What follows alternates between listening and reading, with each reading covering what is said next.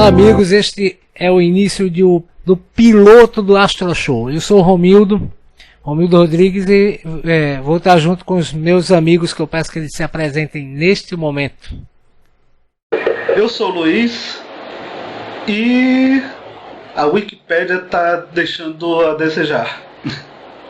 Eu sou o Sérgio.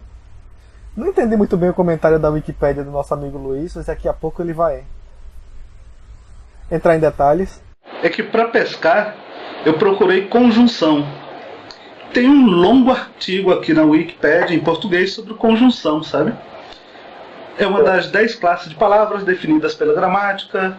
São palavras invariáveis, serve para conectar orações, etc, etc. Nada de astronomia. Luiz, diz pra gente o que é o Astro Show, o que vem a ser esse podcast. Isso é uma boa pergunta. Se a ideia é... Como diz o nosso lema, Astro Show. Não vou nem falar.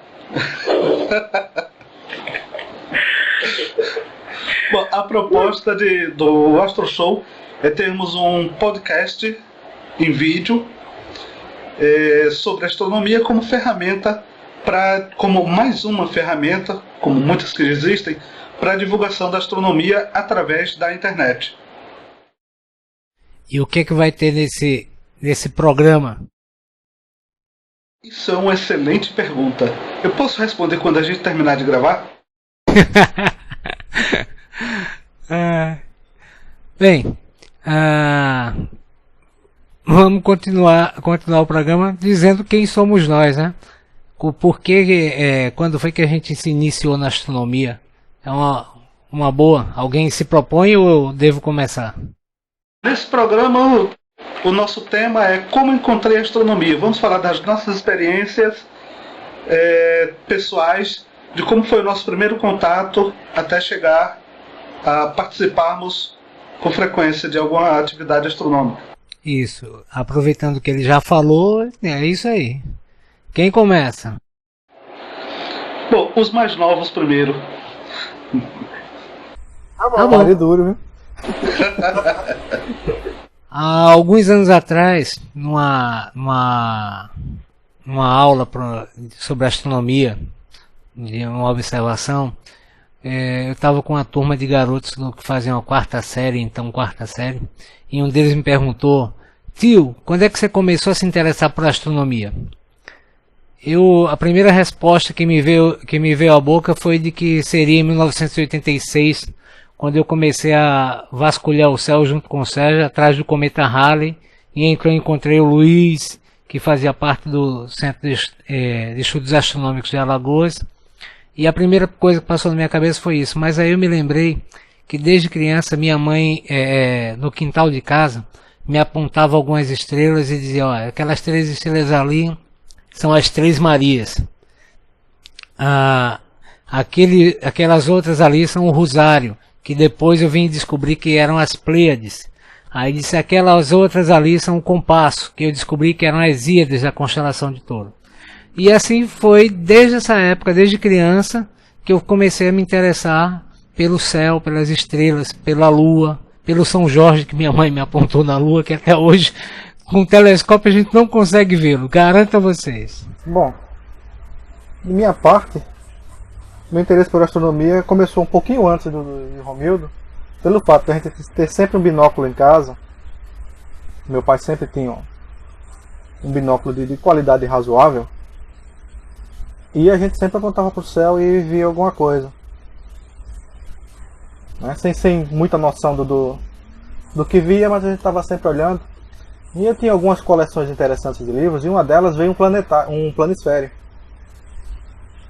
Então, tentava erroneamente, depois que eu cheguei no céu, eu vi, pelas proporções, localizar e identificar algumas constelações sem muito sucesso. Lá no nosso primeiro contato lá no CEAL, na busca do Halley, lá foi que eu tive a noção, eu não lembro o nome do rapaz lá que nos encontrou do lado de fora espionando o curso e nos mostrou alguma constelação, e aí eu comecei a ter a real noção do tamanho e área das constelações. E a partir dali a gente se engajou no curso lá com o Genival, nosso saudoso querido amigo. E aí sim, comecei a desenvolver mais o conhecimento na área da astronomia. Mas é como mais ou menos, sem querer ser assim redundante desde pequeno a gente sempre teve o olhar voltado para o céu. Lula? Bom, como o Romildo, eu também ia dizer como eu cheguei a fazer contato no CEAL. Mas eu acho que foi antes também. Eu sempre fui muito fã de ficção científica. Eu sou da época em que assisti Jornada nas Estrelas, na época em que não era Star Trek, era Jornada nas Estrelas, na televisão, antes de ser reprise. Faz tempo. Faz tempo, hein? Bom, esquecendo esse detalhe cronológico, então também eu lia muito, ficção sempre me atraiu. E a possibilidade de me envolver de alguma maneira mais próxima, além de somente ler, assistir, eu acho que sempre me cativou. Eu juro como não lembro exatamente como eu fiz contato com o Antônio, que me levou a primeira vez à casa do Genival. Mas, embora não lembre como foi exatamente, como aconteceu exatamente, mas com certeza, se alguém me falou, tem um observatório astronômico, quer ir? Antes de terminar a frase eu já estava dizendo, bora, e foi. Isso aí é por volta do ano de 1980, não me lembro se 80 ou 81. Eu comecei a frequentar a casa do Genival, que ele já tinha batizado de Observatório Astronômico Fomalhaut. E esse foi eu, Genival, Antônio, que me levou lá. Era longe de onde eu morava e o Antônio tinha uma moto. Então eu ia de carona na moto. Foi assim que eu chegava à casa do Genival. E o Pedro. Esse foi o núcleo. Pessoas passaram lá antes, pessoas entraram depois, mas esses que eu citei foram o núcleo do que depois veio se chamar de CEAL, Centro de Estudos Astronômicos de Alagoas, aqui em Maceió. E eu acho que foi aí que eu comecei a formalizar, não era só comprar livros, ler e sozinho tentar aprender. Foi a chance de trocar ideias, e trocar ideias com outras pessoas sempre dá uma coisa a mais, uma motivação, né? Nem que seja aquela motivação meio complicada que a gente queria competir com o outro, então buscar mais ainda conhecimento para no próximo encontro falar coisas antes que os outros saibam.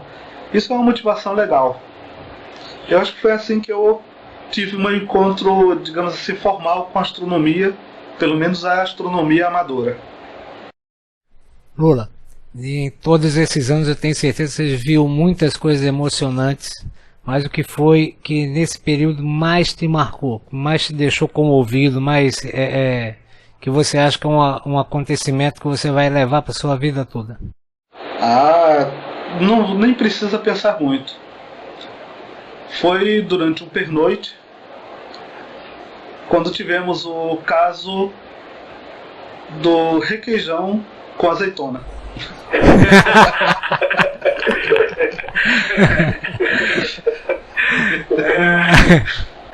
Essa história precisa ser contada num outro evento. Tem certeza que você vai expor isso publicamente?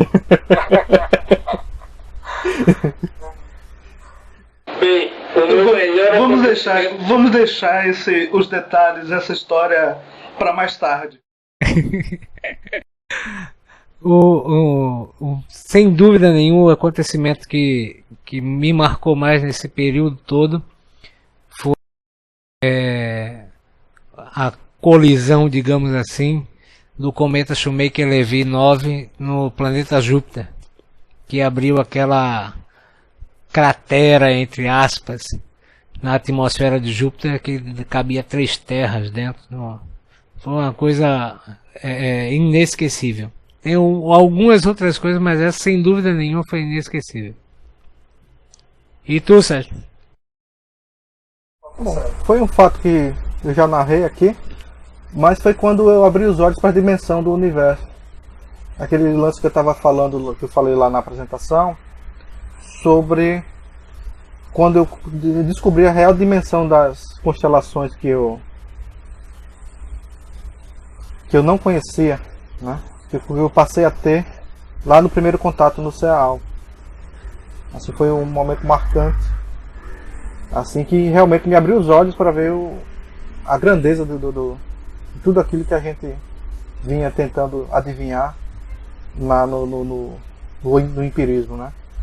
Na falta de informação da infância e juventude e dos nossos conhecimentos mesmo. Deixa eu perguntar uma coisa. Vocês estavam no pátio lá no centro no dia do choque do Shoemaker-Levy 9 com Júpiter? Eu sim. Eu fui o segundo a chegar. Eu não. É que tem o caso interessante. Na noite houveram muita gente ouviu falar a notícia e correu até lá para literalmente ver os sinais da colisão.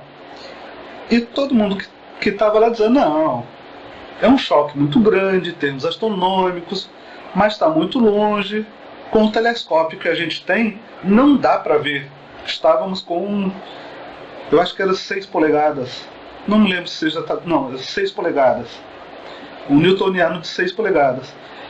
E dizíamos, não dá para ver com esse instrumento.